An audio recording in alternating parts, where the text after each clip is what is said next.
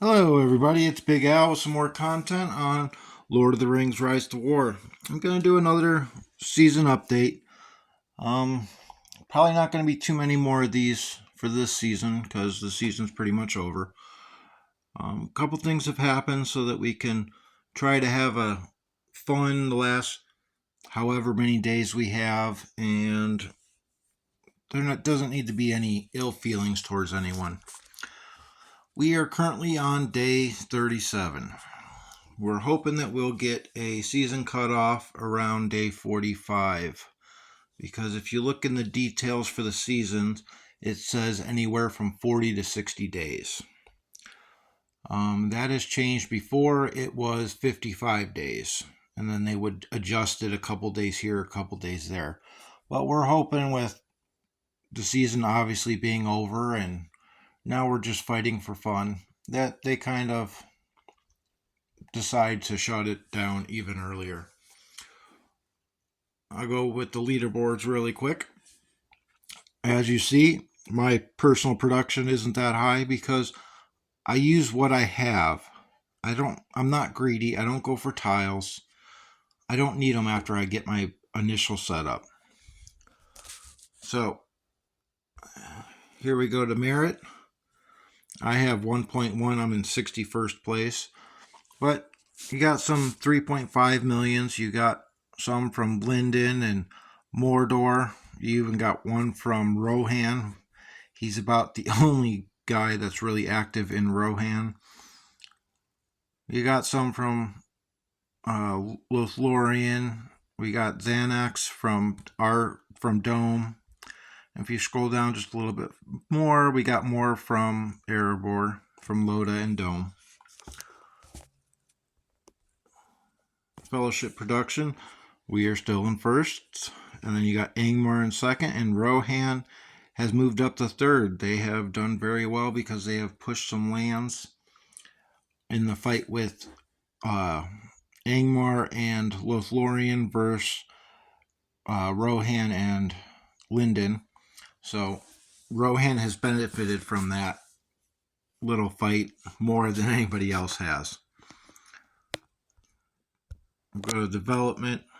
We're obviously the highest. We have the most territories. Angmar and Gondor are battling for second.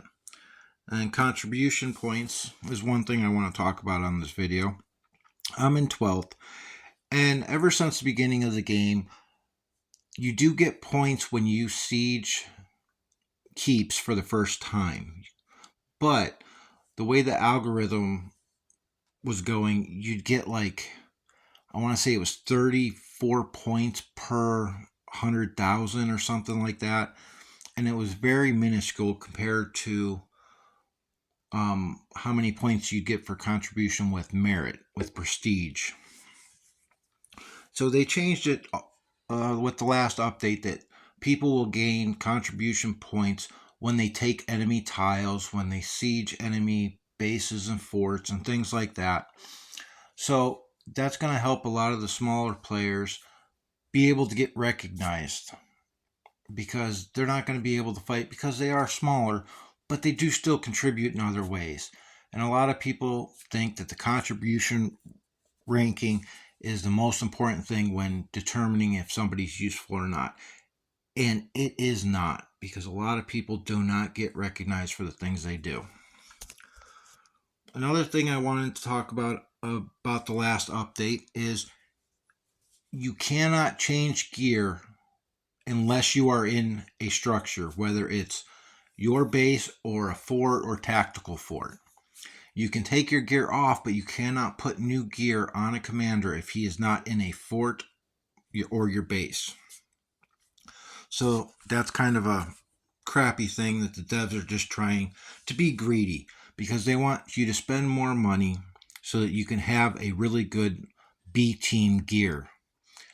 And a lot of people swap over, especially the free to play. I swap my gear over to my B team, but they're just trying to find a way to make more money. So one thing I'm going to do really quick is I want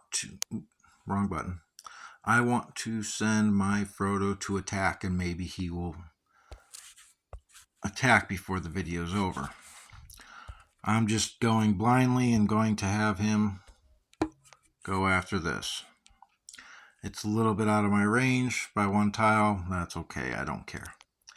So let's go to the map.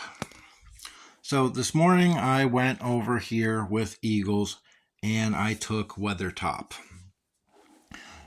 It being the end of the season, some people needed Weathertop for a relic for Aragon II. So I went ahead and I took Weathertop, talked to Angmar, and just traveled my Eagles over. Took it with Eagles, not a problem. Just a little time consuming. So towards the end of the season, it's a good time because it's obvious the ending is over, who has won. Be friendly with your other factions because something like that, it only helps us. It helps whoever needs that keep for the relic. And a lot of the different commanders have relic tasks that involve a keep. So this is the time to do it when the season is over. We did back out and we backed off so that Mordor could take Blackgate.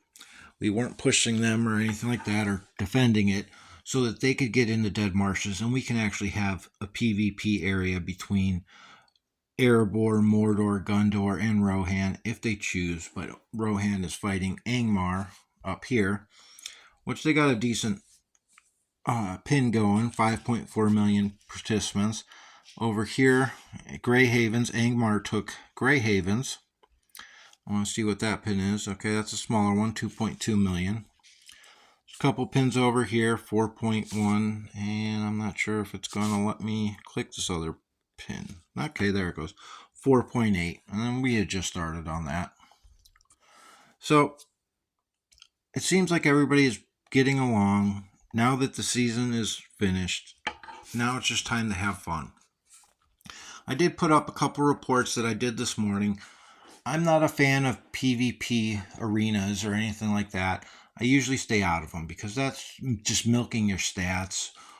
They do come in handy if you have to test different commanders or gear, but I already know what I'm running, so I don't need to test. So I usually stay out of them.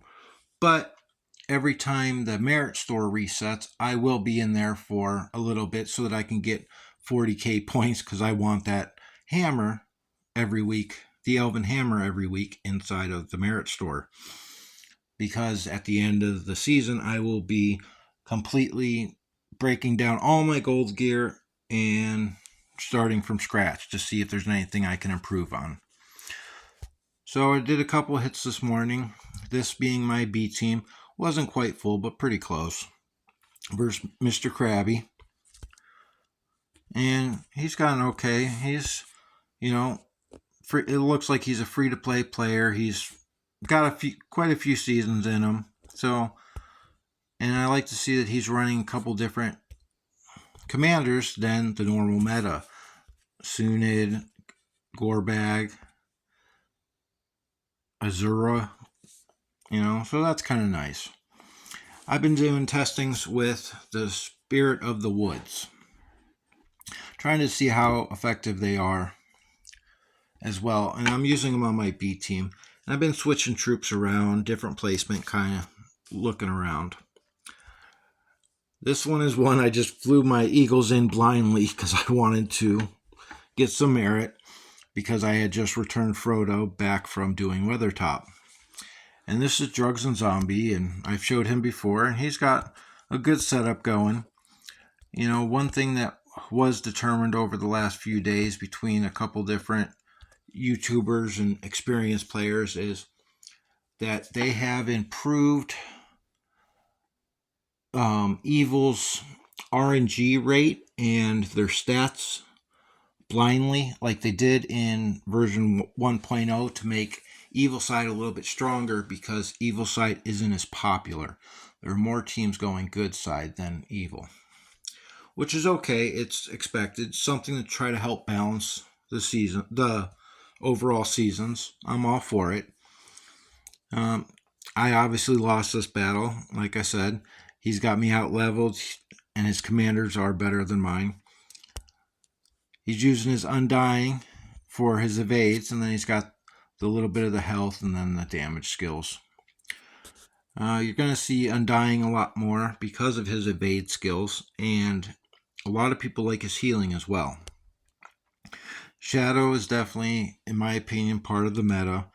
I run him when I'm using non-role play, and he has a very nice one. He went for a little bit of a balance between mostly physical damage, but adding a little bit extra focus damage here because of Black Numenorian, that skill here, that it also inflicts focus damage, which helps very much so against White Council as well. He's running the half troll so that it ignores stun and minus focus damage. He's using his Sauron as a tank. Here's another one with the B team with Pablo. He's another, looks like a free to play, and he has a few seasons inside of him. You know, one thing I disagree with was on his Khaldun. He definitely needs to put just a purple battle axe in here would be better, because focus does not help Khaldun at all. I know he was trying for the might set, but it doesn't help. The command helps because it modifies all your small units, and 3 allied forces have a 60% chance to reduce damage received. So he's trying to modify that, and I get that completely. But definitely think he needs a battle axe there. And that was a pretty even fight. Then we go down here, Pieman. This guy, there's RNG, which is pretty much the rate that you, percentage of your skills that have like percent chances. Pretty much rolling dice. Like if it's 50% chance to hit for damage, he's winning most of those 50%. And it's happened quite a bit. But I fought him with only Eagles, and obviously I lost. You know, people like to say, oh, well, I won the resource battle or anything like that. I don't really pay attention to the resources. I just pay attention to the fight. Because I don't care if I lose resources as long as I win that fight, or I did something to help my team, whether it's slow a big player down. I don't care how many resources I lost, because I care about helping the team. And again, right now this is just friendly PvP. And Pieman went for a complete tank build inside Sauron, which I really like his gear. You know, I love the Reckoning. That's the best in slot 4 tanks. I wish I had that kind of thing going for my Frodo. I mean, I have the Reckoning. You see these. So I got a little bit more command than him. He has more command because of Sauron starts with more command, plus he gets some from his unique. His Sauron is, is okay. Nothing wrong with that. Did 128,000, which is great. Saurons are definitely becoming meta. Changes to them are great. He runs a shadow, and I really like his shadow. I disagree with the war cry effect. I am not a fan of war cry because it's the first 3 rounds. It increases damage dealt 10% for the first 3 rounds. Well, with the first 3 rounds, you're dealing with White Council, you're dealing with like Gil Evades, you're dealing with Undying Evades if you're fighting any evil. Things like that. So I'm not a fan of the Warcry gear set. But he probably used it because that's what he had. And then he has Undying as well. Another piece of gear that I'm actually have turned the page on, I used to think it was complete garbage, was the Orthodox Devilry.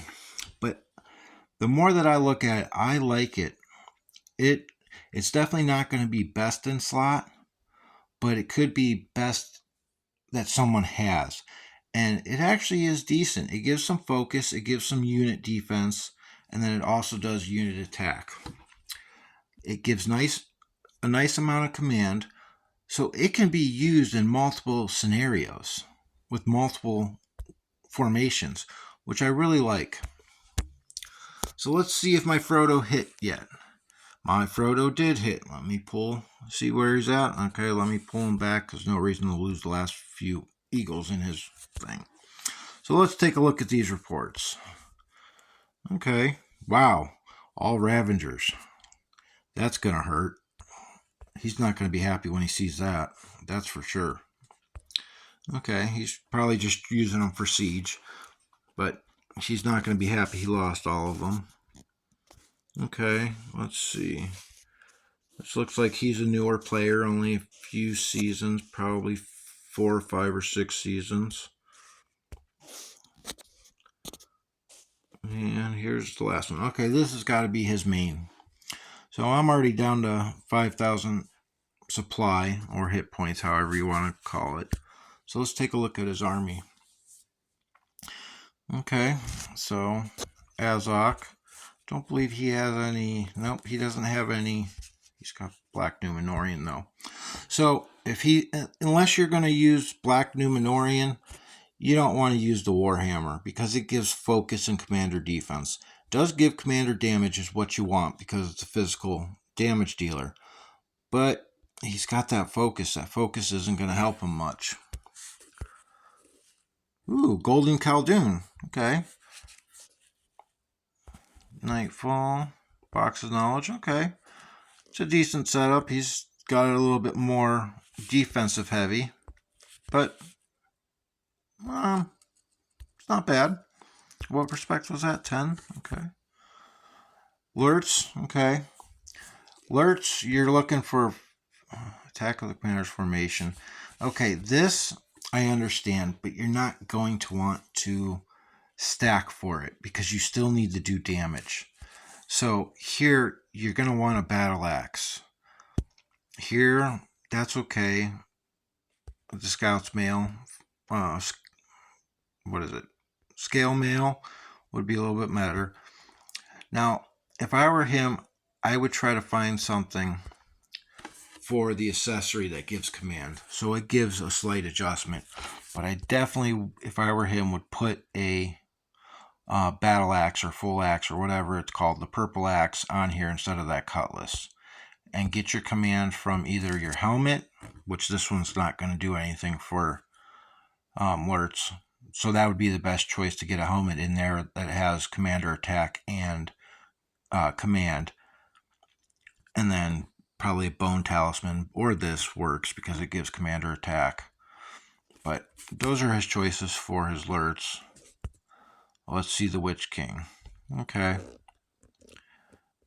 Like I said, he's only got a few seasons, so he's just trying to make the best out of what he's got. So I gave a couple different opinions of mine. Ooh, good XP, 57k, I'll take it. So that's pretty much my video for today on the season update. Like I said, we're day 37. We're hoping we will get the season cut off in about a week. Would be really nice. Angmar took Lyndon's capital, which they agreed it was a fight and whoever wins, wins. So Angmar overpowered Lyndon. So good job, Angmar. So that's about it. As always, make the most out of what you got.